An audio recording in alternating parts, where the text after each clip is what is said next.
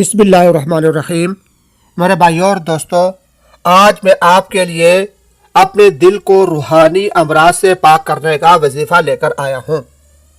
انسان کے دل کے اندر بعض اوقات طرح طرح کے روحانی امراض پیدا ہو جاتے ہیں، جن کو ہم جھوٹ کہہ سکتے ہیں، غیبت کہہ سکتے ہیں، اور اسی قسم کے ایسے گناہ کہ جو انسان کو معلوم بھی نہیں ہوتا اور اس کے دل کے اندر پیدا ہو جاتے ہیں۔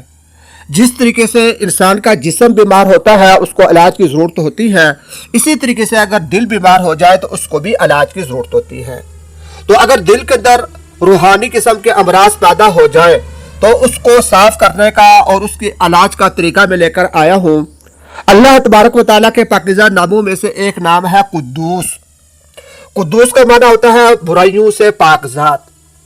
تو دل کو پاک کرنے کا طریقہ یہ ہے کہ جو شخص زوال کا جب وقت ہو جاتا ہے اس کے بعد کثرت کے ساتھ یا قدوس وہ پڑھے گا، اللہ تبارک و تعالیٰ کا یہ اس میں گرامی، اس کے ساتھ اللہ پاک کو یاد کرے گا، یا قدوس و کثرت کے ساتھ پڑھے گا، تو انشاءاللہ العزیز اس کا دل جو ہے روحانی امراض سے پاک ہو جائے گا۔